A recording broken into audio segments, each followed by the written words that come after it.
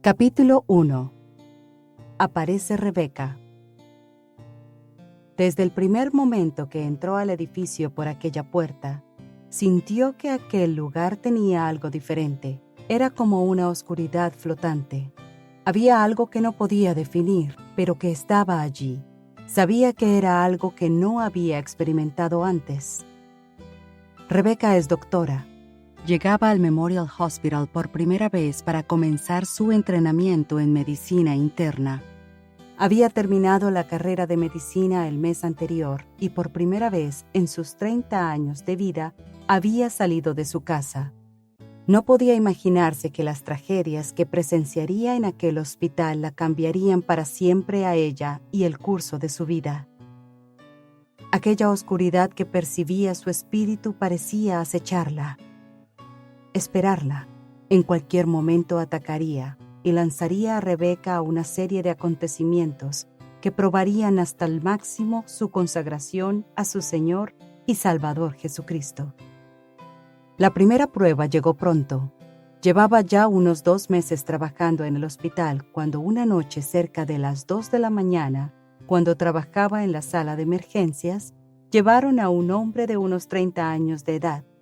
Rebeca se estremeció de horror al ver aquel cuerpo magullado y mutilado. A pesar de que tenía 6 años de experiencia como enfermera de primera en salas de emergencia en grandes hospitales del centro de la ciudad, nunca había visto nada igual. Mientras trabajaba desesperadamente junto con el personal de emergencias para salvar la vida del paciente, su mente corría rápidamente. ¿Cómo era posible? ¿Quién habría sido capaz de hacer algo semejante? A todas luces se veía que había sido torturado.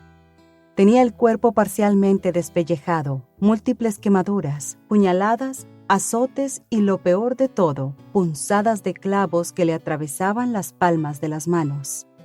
Estaba inconsciente y en una profunda conmoción. Después de que el paciente hubo recibido los primeros cuidados médicos, se estabilizó y entonces lo llevaron a la unidad de cuidado intensivo.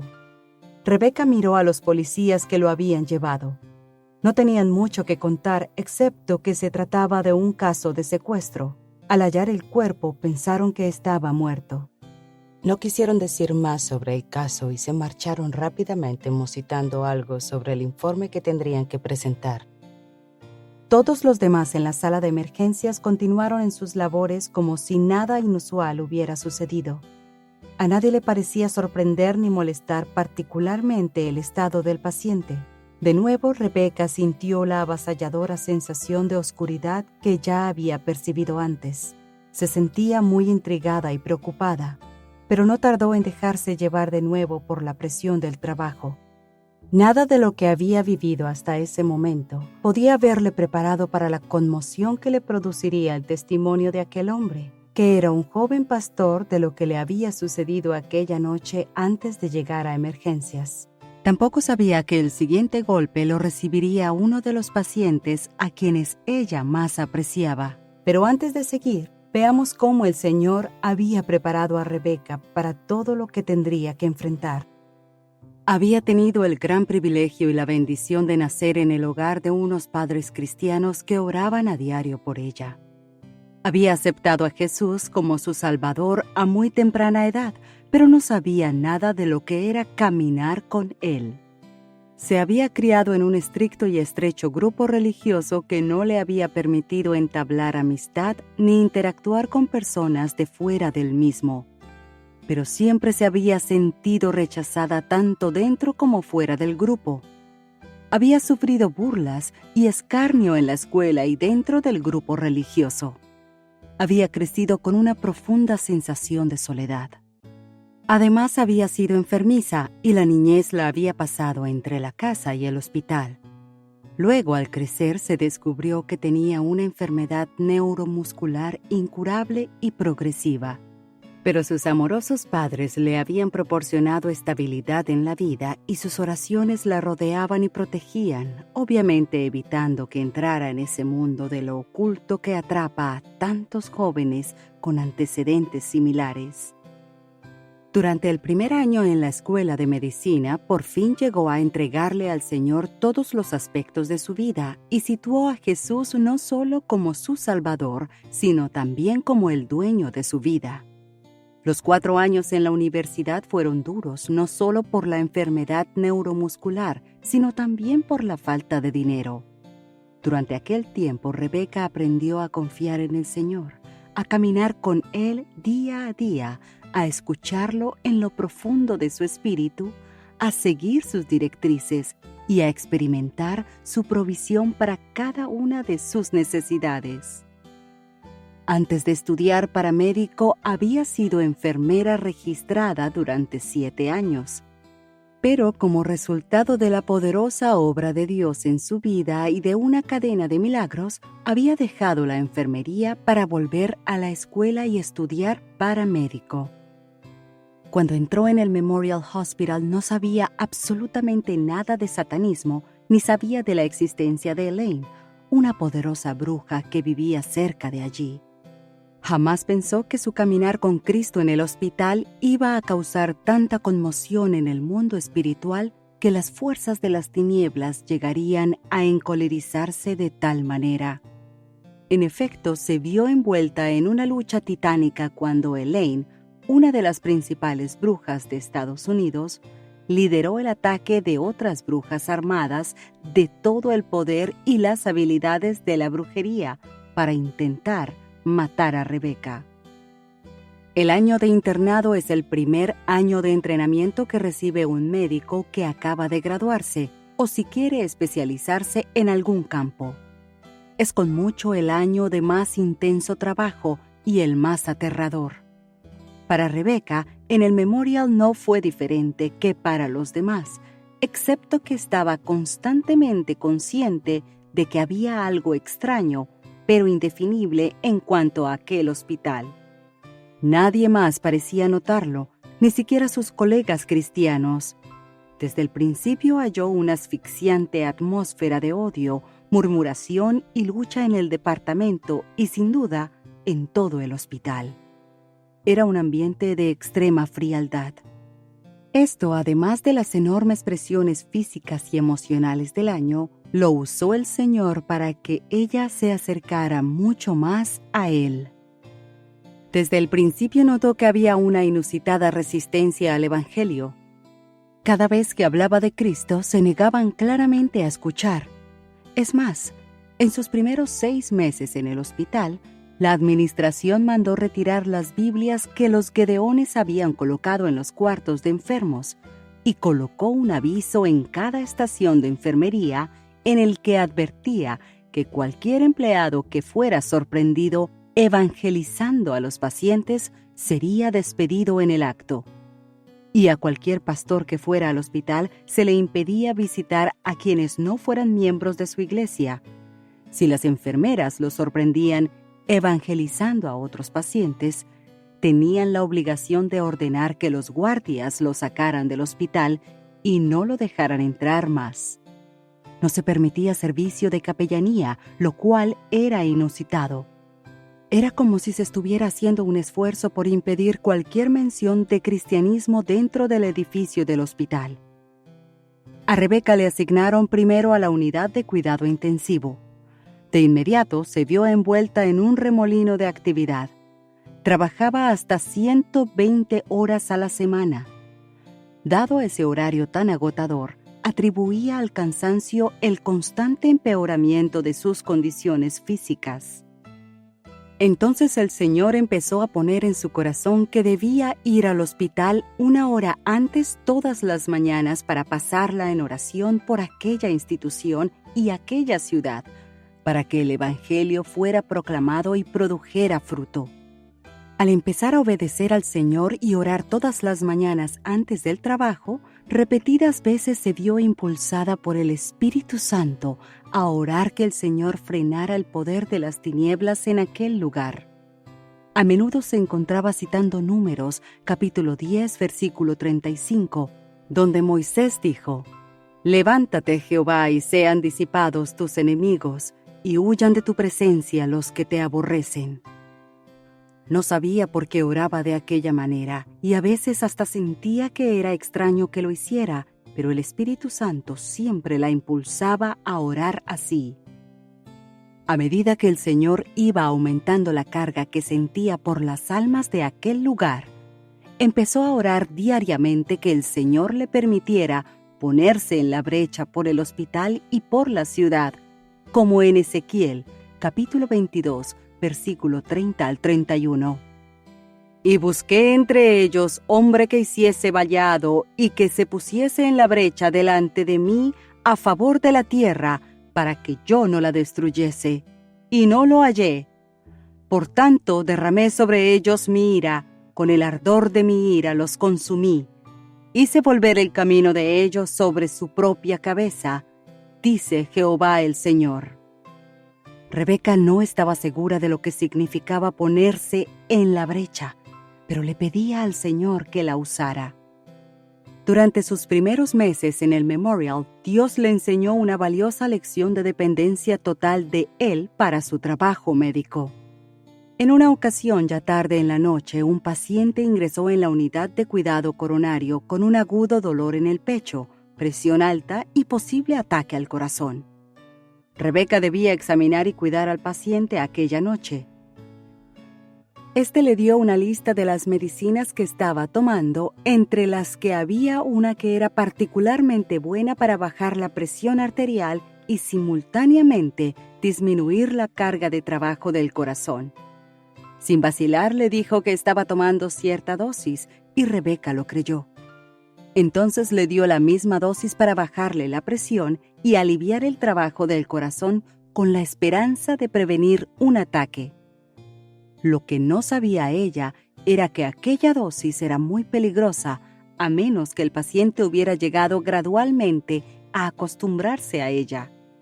Una hora más tarde, las enfermeras la llamaron para decirle que la presión del paciente había descendido mucho, que estaba en shock y que al parecer iba a morir. Rebeca se llenó de puro terror y angustia. Llamó a su superior, le explicó la situación y le preguntó qué podía hacer para contrarrestar los efectos de la medicina que le había dado. Su jefe, con toda frialdad, le dijo que había cometido un error estúpido y que no había nada que pudiera hacerse, excepto esperar a ver si el paciente vivía o moría. No había medicina que contrarrestara el efecto de la que le había dado. Y añadió que él mismo había cometido un error semejante como interno y que el paciente había sufrido graves daños en el corazón como resultado del shock y que casi murió.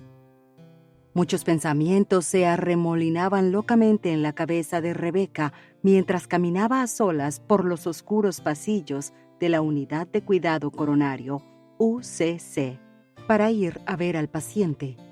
Sentía remordimientos, temor y autorreproche. Un sudor frío le recorría la espalda al pensar que podría haber matado a una persona. De pronto el Espíritu Santo le mostró el error de los pensamientos que la atormentaban. Había estado pensando: Dios hizo un universo de orden en el que las causas y los efectos se suceden en forma ordenada. Por culpa de tu estúpido error, ese hombre probablemente morirá.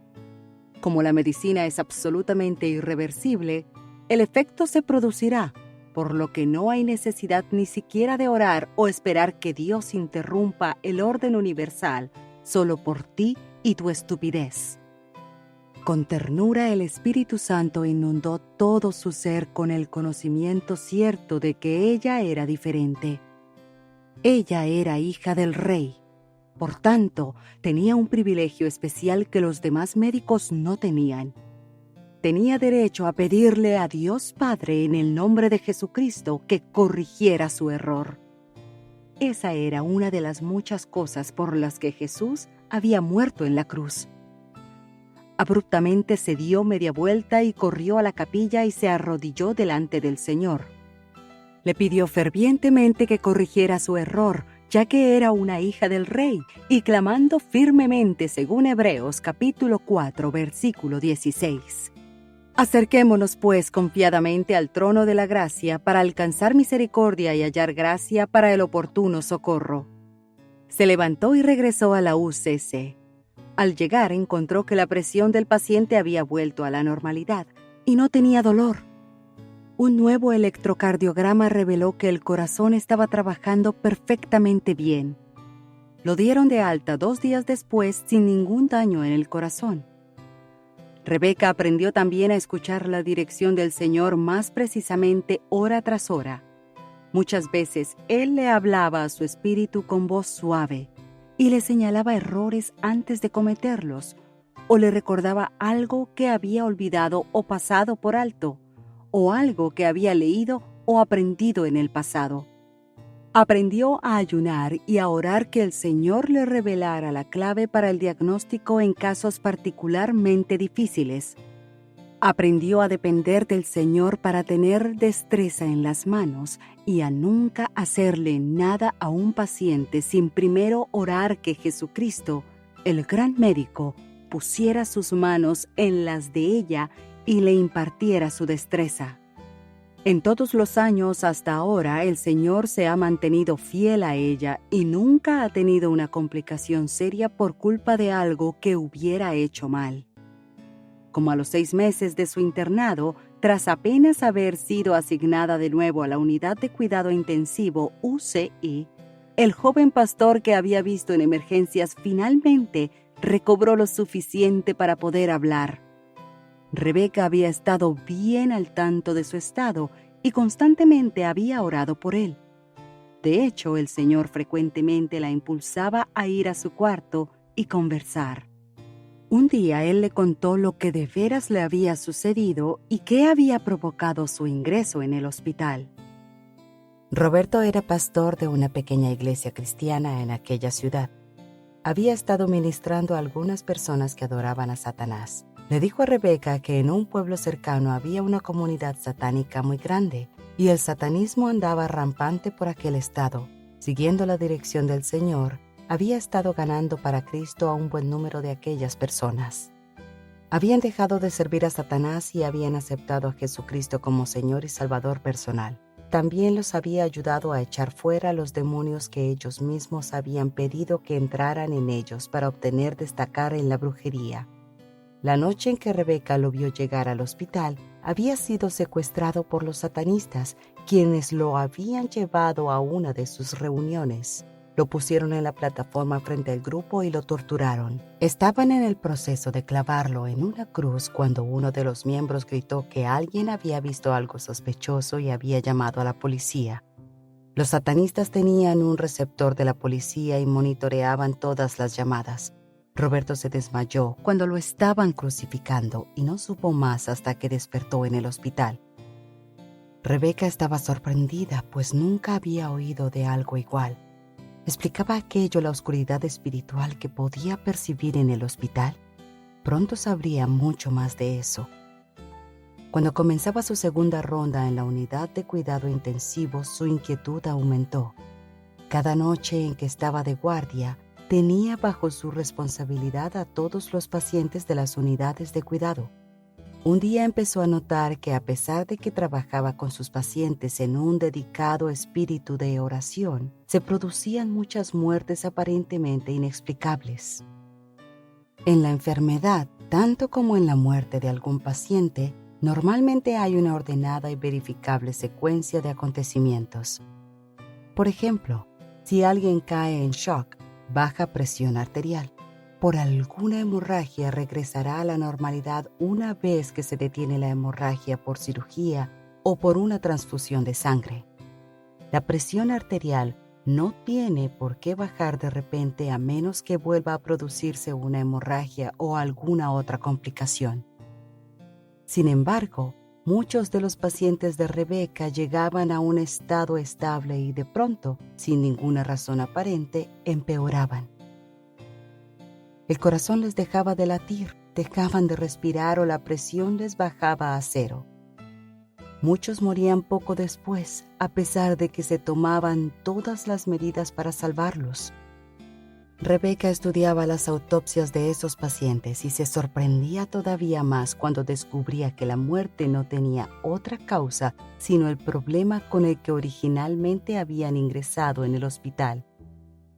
Otra cosa que le preocupaba era la frecuencia y la manera en que se producía lo que los médicos llaman psicosis de UCI aguda.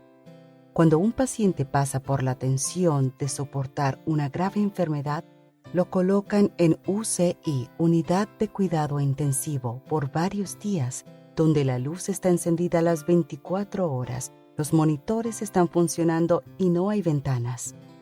Debido a esto, algunos pacientes se desorientan y comienzan a tener alucinaciones, es decir, ven cosas que no son reales. Sin embargo, en aquel hospital, la incidencia de psicosis de UCI era mucho mayor que en cualquiera de los demás hospitales donde Rebecca había trabajado como enfermera o como estudiante de medicina. Rebecca se sintió guiada por el Señor a hablar con los pacientes apenas empezaban a ver cosas. Para su sorpresa, casi todos le decían que veían demonios en la habitación. Muy preocupada por eso, comenzó a hablar de la incidencia de muertes y casos de psicosis en las conferencias matutinas con todos los internos y residentes. Aparte de ella, nadie más parecía estar preocupado por el asunto. Hasta dudaban de ella. Tras el tercer intento de tocar el tema, la llamaron a la oficina del director del programa de entrenamiento y le dijeron que no volviera a hablar sobre el asunto, que no tenía suficiente experiencia para saber lo que estaba diciendo. Cuando les dijo que tenía 10 años de experiencia como enfermera, además de la escuela de medicina, le dijeron que si seguía causando problemas tendrían que expulsarla del programa de entrenamiento. Sus oraciones matutinas cobraron mayor intensidad cuando trató de recibir revelación de Dios en cuanto a lo que estaba pasando. El primer avance se produjo a través de uno de sus propios pacientes. Perla era una anciana de color del sur de Estados Unidos que había estado bajo el cuidado de Rebecca por 6 meses. Se trataba de una cristiana vigorosa a la que Rebecca había llegado a conocer bien y a querer mucho. Una noche llegó muy enferma al hospital y Rebecca la ingresó en la unidad de cuidado intensivo. A la siguiente mañana, al dirigirse Rebecca a la UCI para hacer sus rondas, las enfermeras le comunicaron que Perla tenía psicosis de UCI. Rebecca se sorprendió porque sabía que la anciana era una cristiana fuerte, muy sufrida y que no se asustaba fácilmente. Al llegar al cuarto de Perla, la encontró llorando.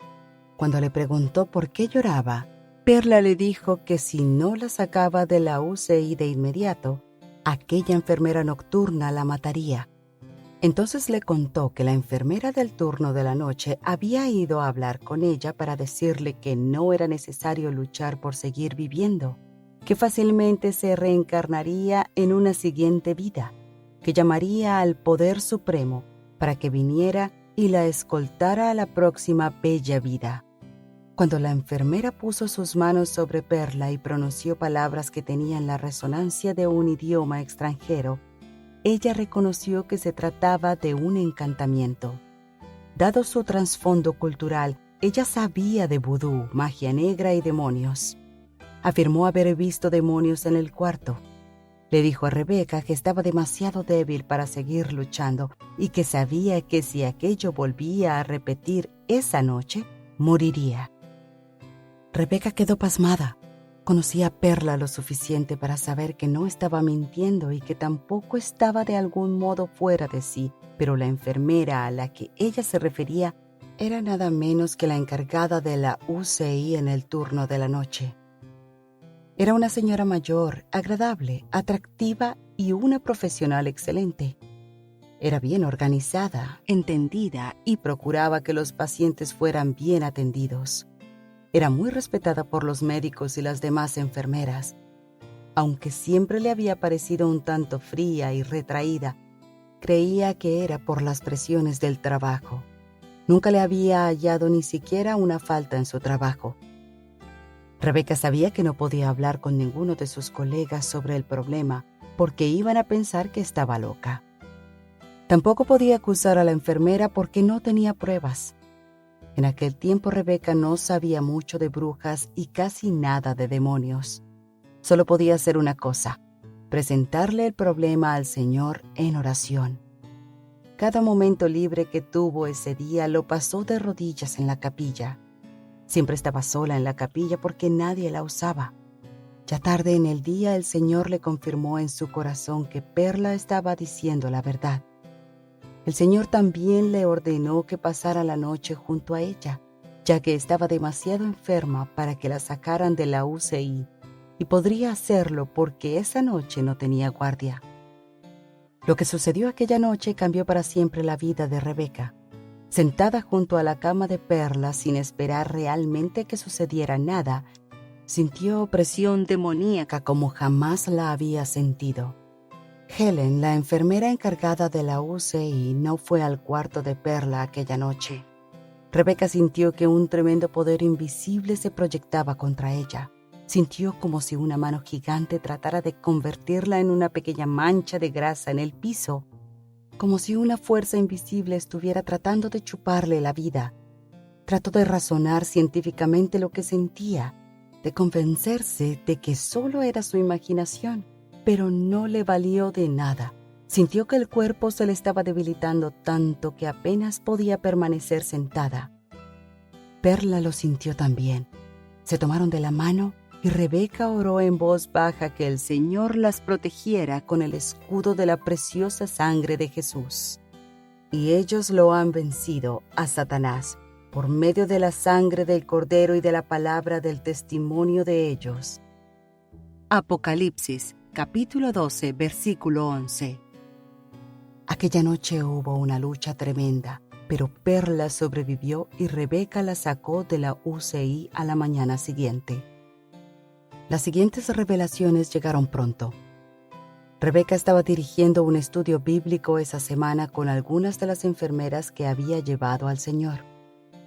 Una de ellas, John, se puso un día a hablarle del satanismo con el que había estado relacionada antes en su conversión. Le dijo a Helen que la había estado entrenando para medium y que estaba a punto de iniciarse en el grupo cuando ella llegó al hospital y le habló del Señor. Como resultado, había aceptado a Jesucristo como Señor y Salvador y no había querido saber nada más de Helen y las demás satanistas. Por todo esto, John tenía mucho miedo de Helen y sus amigas. John le dijo que se había enterado de que Helen consideraba una tarea especial cuidar de los enfermos más graves de la UCI. Mientras lo hacía, conversaba con ellos y les decía que no había necesidad de que lucharan por seguir viviendo, ya que pronto se reencarnarían en la siguiente vida y no tendrían más sufrimientos. Entonces, con su consentimiento o sin él, les imponía las manos e invocaba espíritus demoníacos a los que llamaba poderes superiores para que fueran y condujeran a aquellos pacientes a la próxima vida. A menudo los pacientes empeoraban y morían. John temía contarlo porque la jefa de las enfermeras y los médicos tenían muy buen concepto de Helen y sabía que no le creerían. Es más, después de entregarse a Cristo, John se las arregló para que la transfiriera a otro turno en el que no tuviera que trabajar con Helen. John también le habló de la comunidad ocultista que había cerca de la ciudad y que era uno de los mayores centros de distribución de literatura del ocultismo en los Estados Unidos. Era además un inmenso campo de adiestramiento de brujas y tenía incluso una iglesia satánica. Le confirmó todo lo que el joven pastor le había dicho y temía que a ella le sucediera lo mismo. Nadie en los alrededores tomaba en serio aquella comunidad, pero eso era precisamente lo que Satanás quería. Rebeca se enteró también por varias fuentes de que otras enfermeras y médicos del hospital estaban envueltos en el ocultismo. Le presentó el asunto al Señor y recibió confirmación. Se puso a estudiar la Biblia con fervor para aprender más de Satanás y los demonios. Así supo que la gente podía ser poseída por demonios y podía utilizar poderes demoníacos para hacer cualquier cosa. Fue en ese punto que comenzó el estado de guerra espiritual activa contra Helen y los demás satanistas que trabajaban en el hospital. En sus periodos de oración matutinos comenzó a pedirle al Señor que atara los poderes demoníacos en aquel lugar y en las personas que ella sabía que participaban. Todos los días por la noche antes de salir del hospital, pasaba por la UCI y otros pabellones, y quieta pero audiblemente tomaba autoridad sobre los espíritus demoníacos que estuvieran allí. Ataba a los espíritus que ya estuvieran allí o que fueran a estar por aquellos lugares durante el resto del día y de la noche, y lo hacía en el poder del nombre de Jesucristo. Le pedía también al Señor que escudara de las fuerzas demoníacas a los pacientes. Muchas noches en que estaba de guardia, la llamaban a la UCI o a algunos de los pabellones a atender a algún paciente que había empeorado. A medida que Dios le fue dando discernimiento en cuanto a qué problemas se debían a interferencias demoníacas, fue aprendiendo a afianzarse en Lucas, capítulo 10, versículo 19. He aquí os doy potestad de hollar serpientes y escorpiones, y sobre toda fuerza del enemigo, y nada os dañará. Y también en Marcos capítulo 16, versículo 17. Y estas señales seguirán a los que creen. En mi nombre echarán fuera demonios. Muchas veces tenía que pararse junto a la cama de un paciente y batallar en oración silenciosa, atando a los demonios y ordenándolos salir de allí e invocando la protección del Señor Jesucristo sobre el paciente. Mientras tanto, Helen u otra de las enfermeras que eran brujas estaba al otro lado de la cama dirigiendo todo el poder demoníaco de que disponían contra Rebeca y el paciente. Por supuesto, Rebeca empleaba todos sus conocimientos de medicina para tratar de detener el mal curso de la enfermedad, pero pronto aprendió que ni todos sus conocimientos médicos servían si no los combinaba con batalla espiritual en la oración. Como era de esperar, a Helen, a Satanás y a las otras brujas no les gustaban para nada las actividades de Rebeca. La batalla arreció. Rebeca trató de poner al tanto de lo que sucedía a un par de compañeros de trabajo que eran cristianos, pero no le creyeron. Le dijeron que estaba enferma y agotada y que se estaba imaginando cosas. A medida que la batalla arreciaba, su enfermedad neuromuscular empeoró. Se puso entonces bajo el cuidado de uno de los mejores médicos del hospital. Pero a pesar de sus oraciones y el esfuerzo del médico, se dio cuenta de que se estaba muriendo. Finalmente, en el último día de su año de internado, se puso tan mal que no pudo seguir trabajando. Consultó con varios de los especialistas que le habían tratado, quienes le dijeron que en su opinión no le quedaba mucho tiempo de vida. Le preguntaron si quería que la ingresaran en aquel hospital o prefería regresar a su pueblo. Optó por regresar. Salió de aquella ciudad y de aquel hospital pensando que jamás volvería a verlo. Se sentía agobiada y apesumbrada por las tantas personas de aquel lugar que estaban cautivas de los poderes de las tinieblas. Los próximos 30 días fueron días de agonía. La enfermedad progresó al extremo de estar tan débil que no podía caminar y ni siquiera bajar sola de la cama. Pero en todo tuvo una total y hermosa paz. Jesús estaba al timón, y eso era lo que importaba. En sus noches de desvelo a causa del intenso dolor, disfrutaba la dulce comunión con su Señor y fervientemente esperaba que pronto Él se la llevara al hogar. Un día, hacia el final de aquel largo mes, el pastor de su iglesia, el pastor Pat, la fue a visitar. Como era un hombre de Dios, el pastor Pat no se conformaba con la certeza de que Rebeca iba a morir y presentó el caso ante el Señor en oración. Fue a hablar con ella y le dijo que el Señor le había revelado que su voluntad no era que muriera. Entonces dijo: «Sé que esto puede sonar ridículo, pero creo que el Señor me ha revelado que estás bajo el ataque de un poderoso grupo de brujas. Tu enfermedad ha empeorado mucho por los poderes demoníacos que te están lanzando. ¿Es posible? ¿Has estado en contacto con alguna bruja que tú sepas?» Al instante, Rebeca comprendió. ¿Cómo no había relacionado el empeoramiento de su estado con la batalla que había estado librando contra los satanistas del hospital? como nunca le había contado al pastor Pat sus experiencias, le refirió los acontecimientos del año anterior. Pat se paseó de un lado a otro muy preocupado. Luego se dirigió a ella y le dijo: «Yo sé que no es la voluntad del Señor que tú mueras. No cabe duda de que tu enfermedad es causada por brujería. Tenemos que orar y contener el poder de esas brujas». Y sí que oró. No solo el pastor, sino los ancianos y unos 200 miembros de su iglesia ayunaron y oraron las 24 horas del día durante toda una semana. Intercedieron por Rebeca y le pidieron al Señor que la escudara y quebrantara el poder de las brujas que había sido dirigido contra ella. Hacia el final de esa semana, una noche en que permanecía en su cama al borde de la inconsciencia, el Señor puso en su mente algo que había leído en un libro de Watchman Nee. A menos que un cristiano entienda claramente que su trabajo ha terminado y que ya el Señor no requiere que permanezca aquí, debe resistir a la muerte por todos los medios. Si los síntomas de la muerte aparecen en su cuerpo antes de que su labor haya terminado, definitivamente debe resistir a la muerte y sus síntomas. Aceptar simplemente por el ambiente, la condición física y las emociones que nuestro tiempo ha llegado es un error de nuestra parte. Mejor busquemos una indicación definitiva del Señor. Como vivimos para Él, debemos morir para Él. Cualquier llamada a partir que no proceda del Señor debe ser resistida. Para vencer a la muerte, los creyentes deben pasar de una actitud de sumisión a una actitud de resistencia.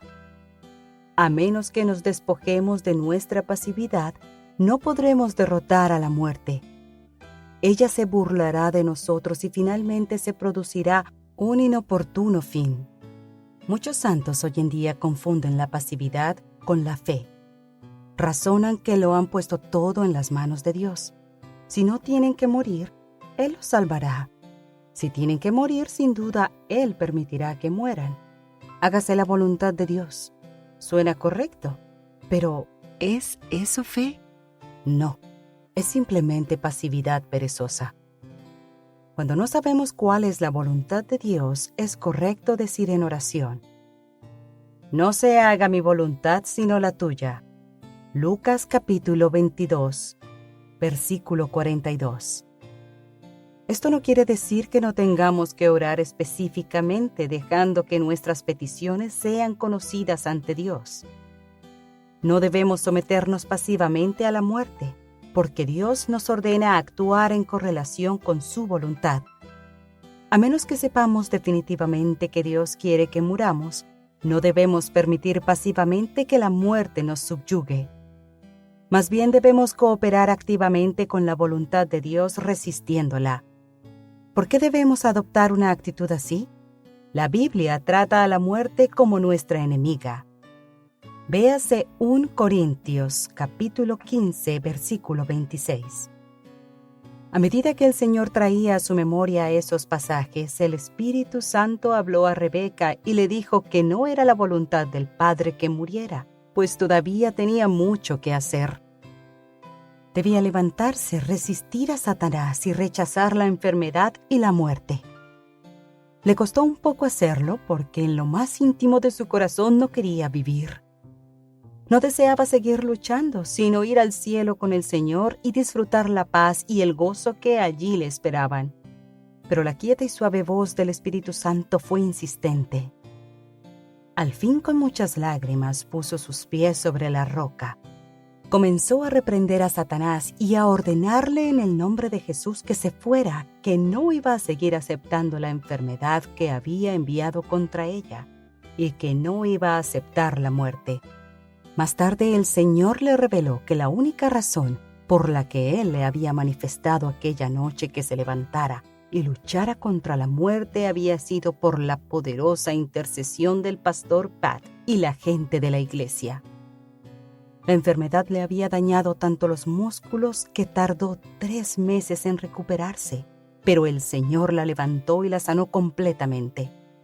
Poco después regresó al Memorial Hospital para terminar sus últimos 2 años de entrenamiento. lista al fin para un encuentro con Elaine, la bruja principal, que había intentado matarla.